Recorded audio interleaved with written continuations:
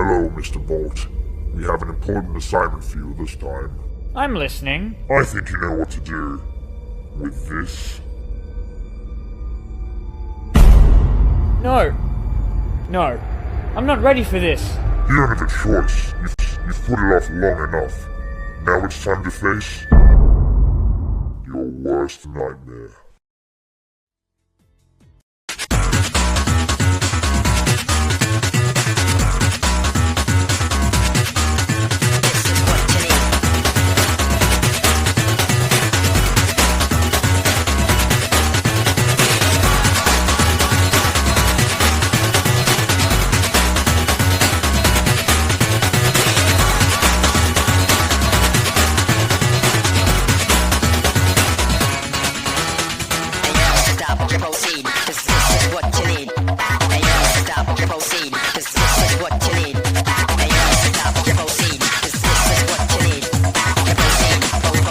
Transformers Energon.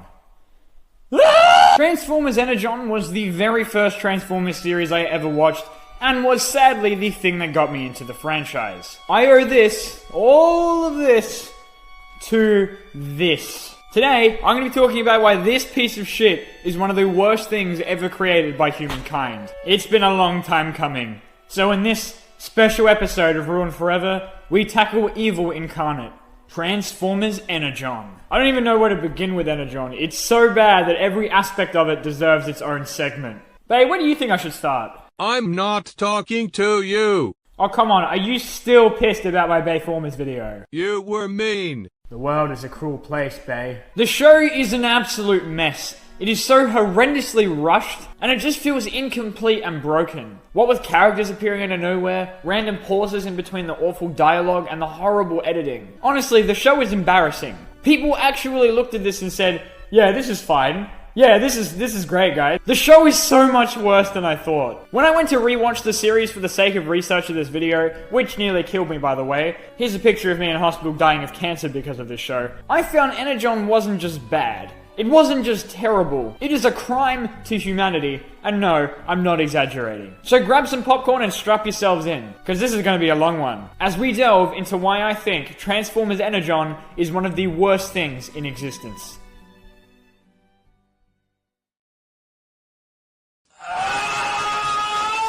The show looks absolutely abysmal, but hey, don't take my word for it. Listen to the experts at WatchMojo instead. With the character models fully computer generated, this is one to check out for the stunning visuals alone.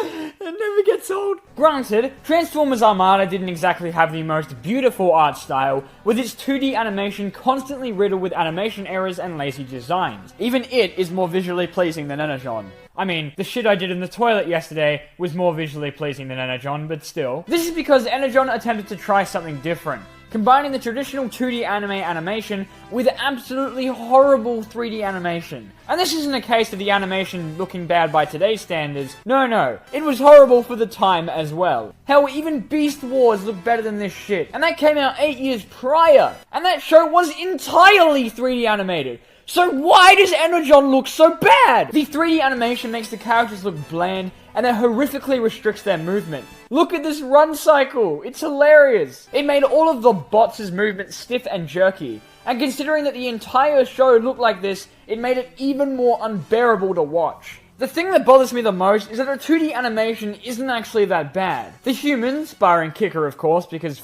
Kicker, are actually all pretty well animated. I personally have never felt that 3D animation and 2D animation in the same cartoon or anime have ever really blended well, and even that 3D anime comes off looking as jerky and awkward. I understand that it is much easier to animate than 2D, but it mostly just stands out way too much for the two styles to blend well. This is especially true in Energon's case, where the 2D characters stick out an awful amount when compared to the 3D animation that dominates the show. It's only really recently that 3D anime has begun to actually look decent, and unfortunately that was way after Energon's time. Energon's characters move so awkwardly that it hurts. It's so horrendously lazy, and you can tell just by looking at it that just about no effort went into the entirety of the show at all. I mean, for God's sake, the same friggin' explosion effect is copy and pasted every time someone gets shot. No, I'm not kidding. every single time. The animation made it look as if none of the characters had weight. And that wasn't just when they were in space. Every single bot just floated as if they weren't a giant robot, and it just looked so unnatural.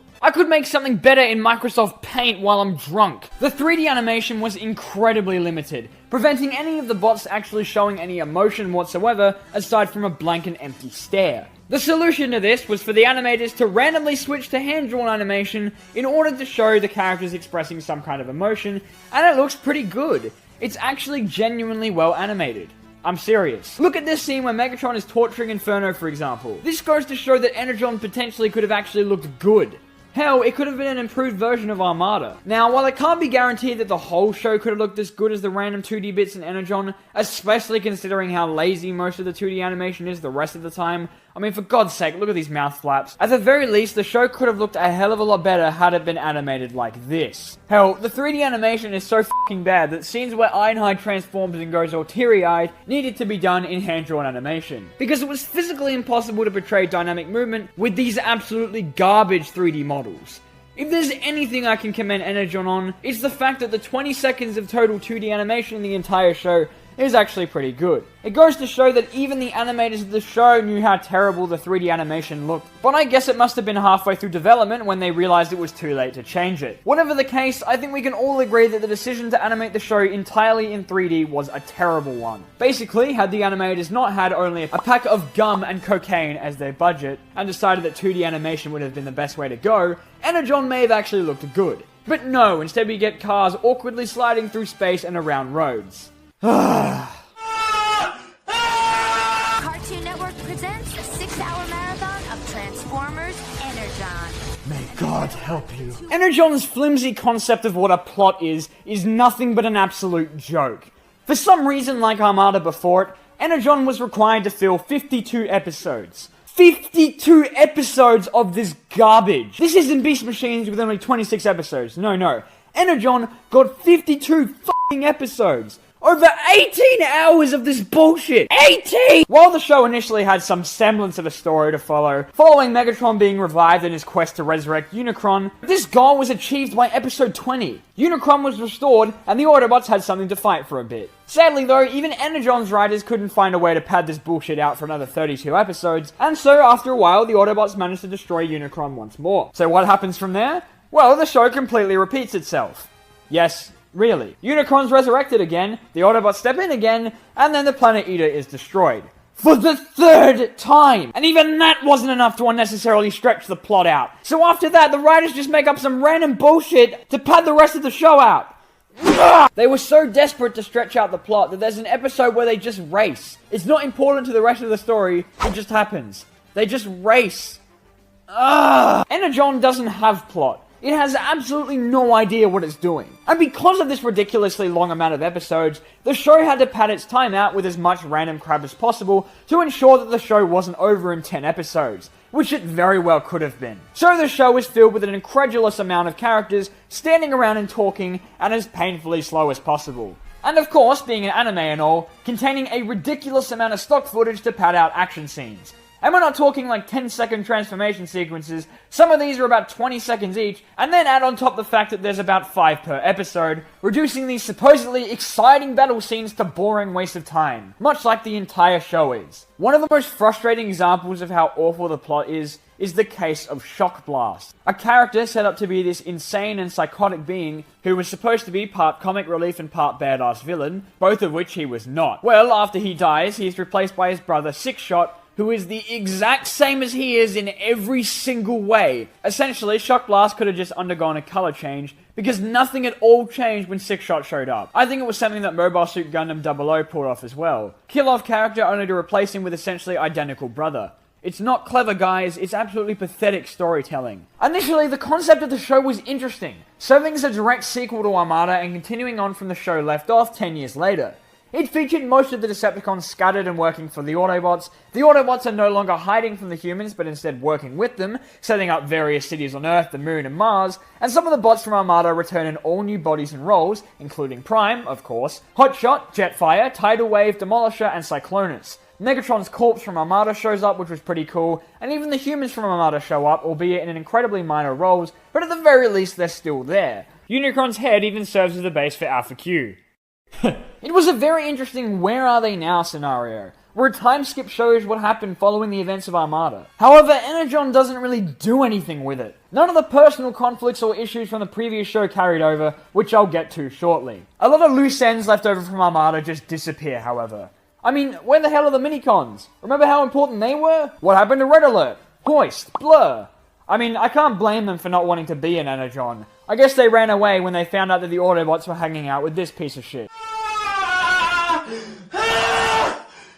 Character development? What the hell's that? I'm just some guy that lives on the side of the street that they hired to write for this show. I don't know what I'm doing. The plot and translation issues of Energon are so bad that it made it physically impossible for any of the incredibly bland and one-dimensional characters to have any form of growth whatsoever. In fact, it seemed like the writers put more effort trying to avoid developing the characters in Energon than they did actually developing them. Because apparently characters learning lessons and growing as people is too difficult for the writers, who very clearly just wanted a paycheck and then to get the hell out of there. Granted, character development is not an easy thing to do, but even the most basic of character growth is neglected in Energon. Even freaking Armada did it. In some situations better than others, sure, but Energon seems completely incapable. They introduce personal conflicts for the characters to have, and despite how poorly written and executed they are due to the god-awful voice acting, at the very least, it shouldn't be hard for these issues to be resolved. But they never are. TF lists some good examples of this. One example is Demolisher, who, after the disbanding of the Decepticons at the end of Armada, joined the Autobot side, despite still holding a grudge against the Autobots. When Megatron comes back, he questions what side to join. Ooh, look! A personal conflict. So what does Energon do with that? Have him die, and then be brought back to life as the worst comic relief ever with amnesia, so said personal conflicts are now completely gone. What about Inferno, who struggles against the Decepticon programming given to him by Megatron? Somehow. Well, that conflict is resolved when he kills himself, and because no one in Energon can actually die properly, he was brought back as Roadblock, and then did nothing for the rest of the series, aside from serve as something to put in the background. It is worth mentioning that Inferno actually had some form of personality initially. Well, not anymore! Wing Saber holding a grudge against Shock Blast for killing his friend? Well, the writers essentially forgot about it once Shock Blast escapes captivity. What, did Wing Saber just stop caring? Oh, and in the first 2 episodes when the writers weren't on crack, Kicker had a hatred of Transformers after being scarred for life as a kid.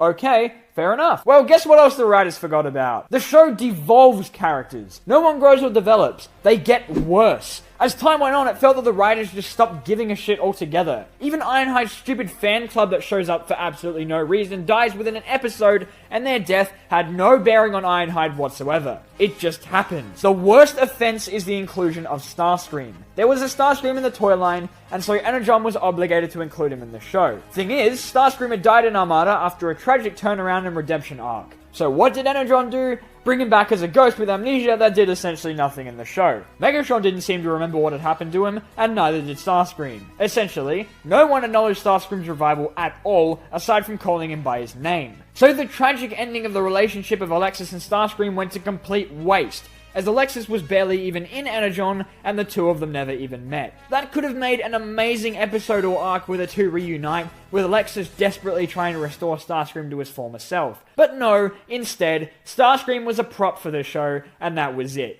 It was absolutely disappointing, and crapped all over the work of Armada's development of the character. The only semblance of character development in this entire godforsaken show is Ironhide and Scorponok's long-running feud, which is actually resolved in the show, in Superlink. Conveniently, this issue was solved in an episode that Energon omitted because they obviously found it too difficult to actually write plot. Now, while it's pretty blatantly obvious that a lot of Transformers shows merely exist to sell the toys that Hasbro produces, a lot of Transformers cartoons have done this quite well. Prime, for example, or even Beast Machines. Two shows that don't blatantly shove the subliminal message of buy the toys in your face every 5 seconds like a show such as Cybertron does. Energon is a massive offender of this in the sense of not being very discreet. In fact, the show just feels like an extended advertisement due to the aforementioned constant reformatting of characters and the needless amount of stock footage. Energon shoves toy gimmicks and transformations constantly into episodes as blatantly as possible, and it's so lazy that it just feels like it's insulting you as a viewer. Energon is one of the few Transformers shows that doesn't take place on Earth most of the time, which is mainly because the animators couldn't be asked putting in proper backgrounds. So, because it was just the easiest thing to animate on, the show takes place mostly in space. And as most of the bots can fly in robot mode, none of the Transformers really have a reason to do their main gimmick, transform. But toys still need to be sold. How else will the viewer know that these Transformers actually transform? So the characters just randomly transform for absolutely no reason, and are sure to announce it whenever they do, just in case you weren't paying attention. And so episodes of Energon see cars and trucks just driving on space. What? Why? That doesn't even... And then in situations where transforming actually makes sense, they don't! Transform, you stupid... Oh, but it gets worse. Remember how I mentioned that toys could power link, as in two bots could combine together? Well, the show didn't forget, and ensured to needlessly combine two Autobots together for literally no good reason. The whole concept of power linking is that the two bots combined should become stronger together.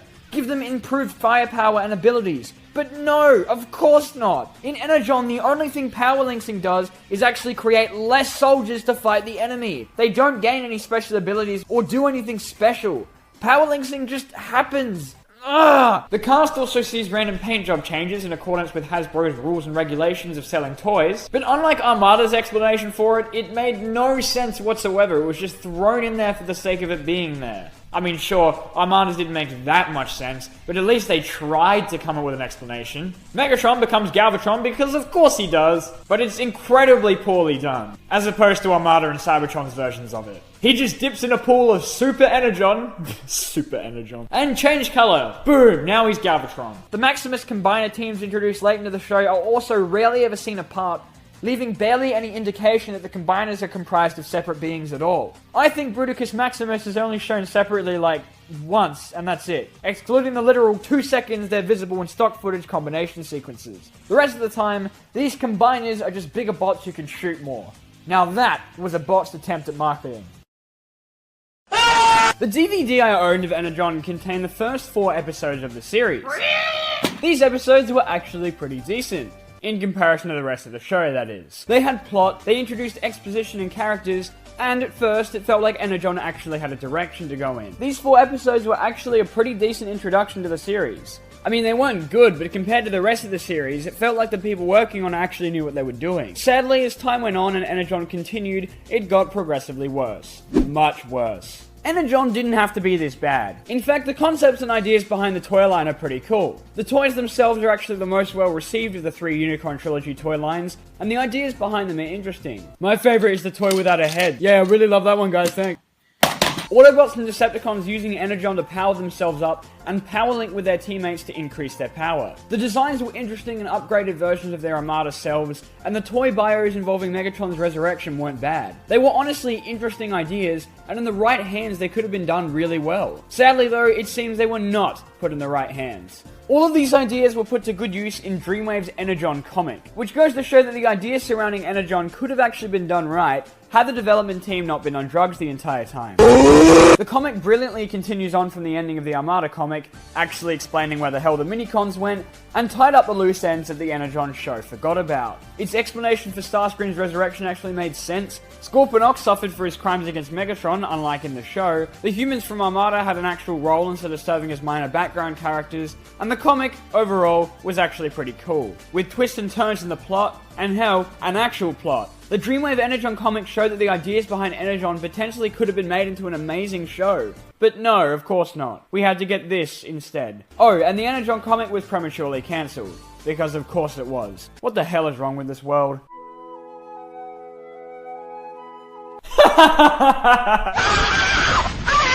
Energon doesn't have characters. It has toys that move around and shoot things. Essentially, none of the characters that return from Armada are the same. Optimus is a shittier version of himself from Armada without the personal conflicts or morals. I assume he traded in his character traits for the ability to somehow shoot lasers from all over his body. How does that even work? He's also got these 4 Prime Force drones that replace his old awesome super mode from Armada, but he uses them more often than not. This becomes a problem because the Prime Force are apparently made out of tissue paper, considering how quickly they get destroyed. That isn't a problem later on, however, as Optimus just ends up using Wing Saber as a power boost in armor, which sums up Wing Saber as a character pretty well. Hotshot may have been annoying in Armada, but at least he actually had a personality. In Energon, he's supposed to have aged, So he's become this serious and absolutely bland piece of garbage who does and says nothing in the entirety of the show. And the three humans, Rad, Alexis, and Carlos, have barely any screen time whatsoever. Rad is pretty much the same but older, Alexis doesn't do anything of importance, and I don't think I want to know what kind of drugs Carlos is on. Holy free holies! As previously mentioned, Demolisher found himself some personal conflict, which actually made him slightly interesting in the first few episodes or so, but from there his character just devolves until he dies and is brought back as a pathetic excuse for an advertisement. The same can be said for Cyclonus, who would later become Snowcat, and the two of them together are more deadly a force than Unicron himself. Because they're so annoying, they'll make you want to shoot yourself in the head. There's this creep with like 4 heads and he's behind all this! They are supposed to serve as the comic relief characters, but are, and I'm not exaggerating when I say this, the single most irritating characters I've ever seen in anything in my entire life. They're not funny, they're not likable, and they don't bring balance to the serious side of the show. Energon is so confused that while it attempts to have this balance, it fails miserably. Tidal Wave also gets the devolution treatment and is turned into Mirage, who in Superlink is super gay for Megatron. Energon has no idea how to translate this for American audiences, so he just comes off as super weird and just as annoying. As for the rest of the Decepticons, they all suck. Scorponok makes no sense half the time, and after Megatron comes back he becomes a little bitch who accomplishes nothing. All of the characters are more or less the same. Boring, bland, underdeveloped, and nonsensical. Energon also saw the introduction of the sometimes good guy, sometimes bad guy Alpha Quintesson, who initially opposes the Autobots and later becomes their ally. Or something, I really don't know. He served as the villain in the shadows initially in the show, not serving a side on either side of the war. But after a while, he faded into obscurity when the plot became messier and messier, and Energon just had absolutely no idea what to do with him, resulting in him shouting, "Our planet's kicker!" every 5 seconds he appeared. All I know is that he wanted to resurrect Unicron, which I think the writers forgot after a while, because he sure did. Also, all of the characters call him Alpha Q. It was all Alpha Q's idea! Alpha Q. Alpha Q? Alpha Q. Alpha Q.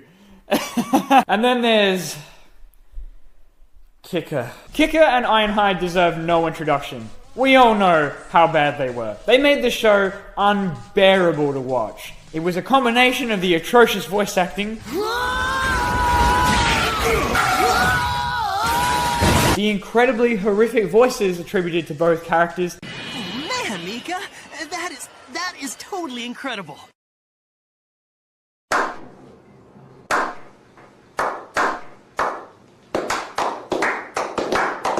and the fact that they spend about 50% of the show on screen, being the main kid appeal characters, and you have a genuine reason to never want to watch this show.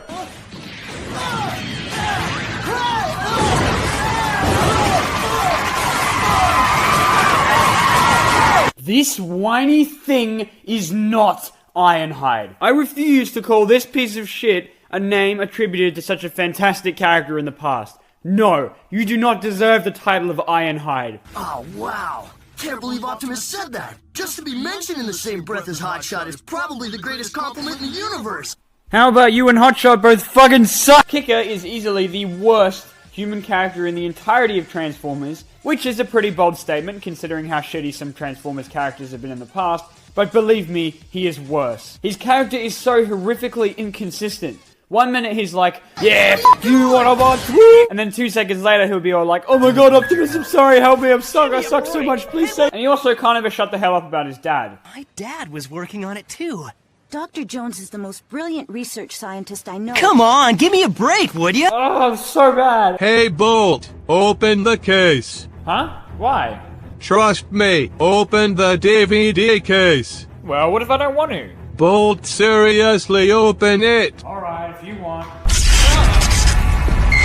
Come on, give me a break, would you?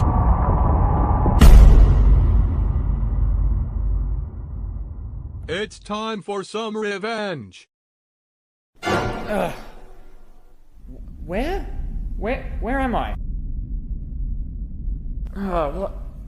What the hell? Hello there. Who? What? Where are you, before you ask? What? You're inside your own head. You've gone into shock. Welcome to your subconscious. This place sucks. We're 4 different variations of yourself. You're me. What, did the face not give it away? Fair point. I'm the intelligent version of you. You don't use me very often. Ah, okay. Wait a minute. This here is the dumb version of you. Jab on them haters. That guy over there is the section of you that likes Transformers. There's a part of you that likes Transformers? Really? There are more than two genders. What about the puppet? That's Billy. I don't know what he represents. So, why am I here? Well, you have to get this video to half an hour somehow, don't you? What? I mean, Bay and Kicker are working to destroy you. Did they succeed? Because that hurt pretty bad. Well, you're here, aren't you? Fair point. So how do I get out? I'm gonna tear those two apart when I find them. All you need to do is wake up. Huh? Wake up, Bolt. Oh, come on, again? Hello, Bolt. Soundwave. Hi. How did I get here? I brought you here. You were badly hurt. Alright, well, thanks, but I have to go find Bay. No, you finish off Energon. What? You need to finish the review, Bolt. It's the only way. Well, I can't just sit around and do nothing. They're probably making shitty vlogs with my camera. I will find Kicker and Bay.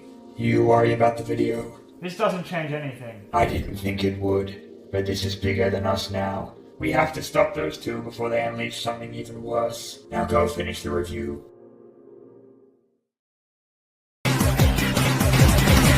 One of the very minuscule amount of things that are not absolutely abysmal in Energon is potentially the music. I will admit the music in Energon that carried over from Super Link is not that bad. The only issue with this is that the team working on Energon is so goddamn incompetent that they used the wrong music at the wrong time. Take the ending of the episode in Imprisoned Inferno, where the apparently sad ending scene has some happy music overlaid in the background. Wow.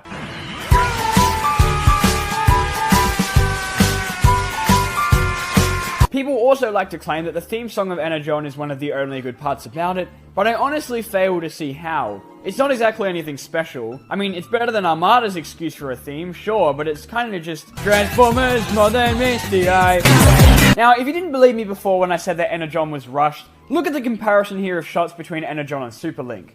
Animation was omitted in the dub simply because it wasn't finished, so things that the characters were talking about were completely absent, making the episode even more confusing. Stuff is just missing. How that was deemed acceptable is beyond me. And look at this shot here. This wasn't an actual officially licensed product and aired on television. It also goes to show how incredibly intelligent the people working on the show are when they allow such fantastic episode titles as Scorpionok, A Tale of Two Heroes, Imprisoned Inferno, and Deception Army. How little do you have to care to allow this to get through what I assume would be several layers of editing and checking? How does this happen? How did actual human beings allow this to become a Transformers product? Terracons who are trying to steal the Energon away from us. My dad was working on it too. Here we go. Oh, come on, give me a break, would ya? Holy cow! All right, doggy, sniff that Energon out for me. I have a burning hatred for dubs of anime, not because I'm one of those people who believe that the original version is the only good version, but instead because of shows like Energon, that put so little effort into the voice lines that you can tell that absolutely no one working on the show gave even the slightest of shits. The voice acting and scripting is so incompetent in Energon that I genuinely take pity on the people who had to work on it and then slap their name on this piece of shit. But then I remember that they were most likely paid for their work and suddenly I feel rage. Transformers Energon is one of the laziest excuses of a cartoon series I have ever seen. The Japanese version of Energon, entitled Super Link, is not a good show. But in comparison to Energon, it's essentially a masterpiece. The animation is still bloody awful, but at least the dialogue and editing isn't as shitty as Energon is. So while Super Link didn't make much sense on its own, it's actually incredible how horribly the American team managed to butcher the dub of the show. A majority of the dialogue in the show is cliched bullshit. It's as if the scriptwriters thought, what's the laziest and most basic dialogue to put in scenes? I don't know, how about we repeat, let's do it, and we gotta do the thing about 5 times an episode, at least. The word Energon was apparently so fascinating to the scriptwriters that they included it as part of the dialogue several times per episode, which I assume is because they couldn't be bothered writing actual character dialogue. I was actually researching the uses of Energon for peaceful purposes when it happened. Our weapons are used for peaceful purposes. The script is so basic and cliched, and includes the bare minimum of dialogue for characters to shout out the plot and goal as often as possible, and spout random lines of encouragement and anime garbage to make up about 60% of the episode's running time. The words being spoken rarely ever correlate with what's actually going on screen, which results in a confused and broken mess of a cartoon. Sometimes, characters say lines meant for other characters in their voice because the editors are f***ing idiots. A lot of the translated dialogue makes absolutely no sense whatsoever, and it seems that the characters are just as confused as we are when watching the show. I genuinely think Energon would be easier to understand if you were watching it with the sound off. The voice acting in Energon is absolutely horrible, similar to that of Armada's before it, but worse. You can pretty much see how confused the voice actors were when reading their lines. Gary Chalk and David Kay, playing Optimus and Megatron, still at least try to deliver a decent performance, but their nonsensical lines just ends up making them sound like idiots. Brad Swale, who actually isn't that bad of a voice actor, does an incredibly appalling job as Kicker, as I previously mentioned. His performance is the reason I can never watch Death Note in English, due to Light Yagami's voice triggering my PTSD. I'll take a potato chip and eat it. And of course, you could forget the fantastic dialogue.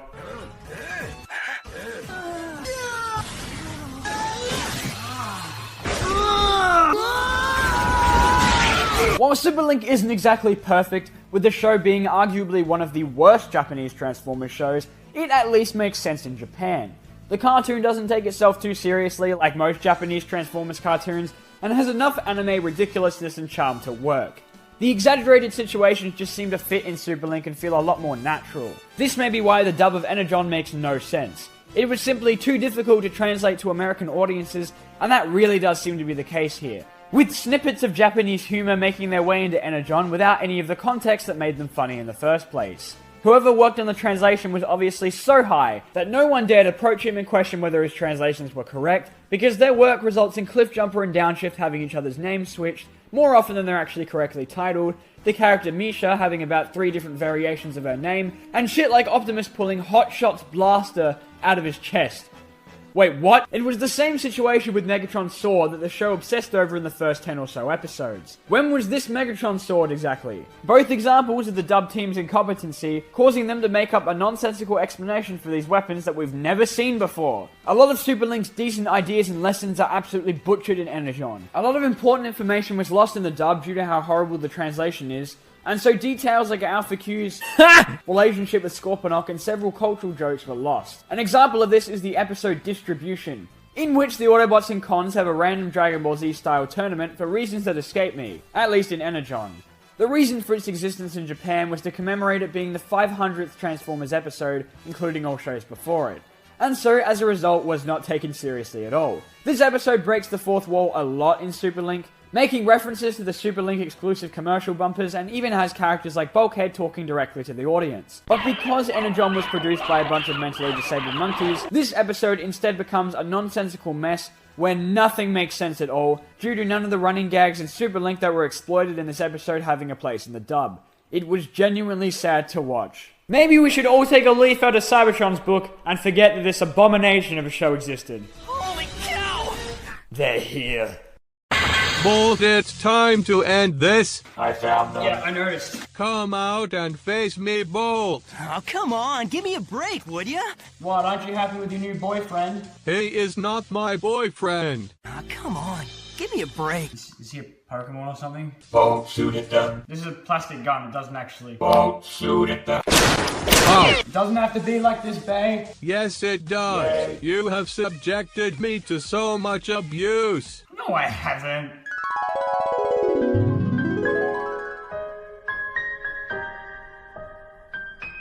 Ah, yeah, right. Now Kicker and I will destroy you. Not gonna happen. Ready, Soundwave? I guess. Let's go!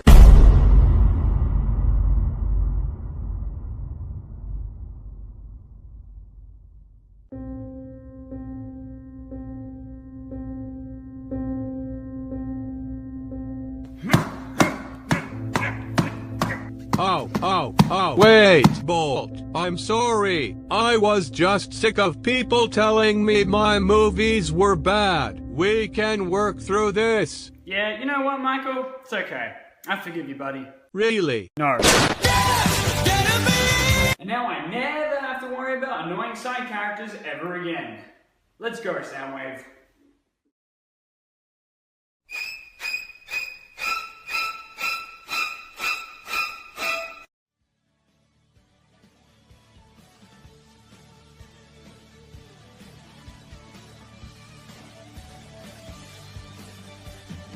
After all is said and done, you've never walked, you've never run. You're a winner. You got the moves. You know the streets. Break the rules. Take the heat. You're nobody's fool. You're at your best when the going gets rough. You've been put to the test, but it's never enough. You got the touch. You got the power. When all hell's breaking loose, you'll be riding the eye of the storm.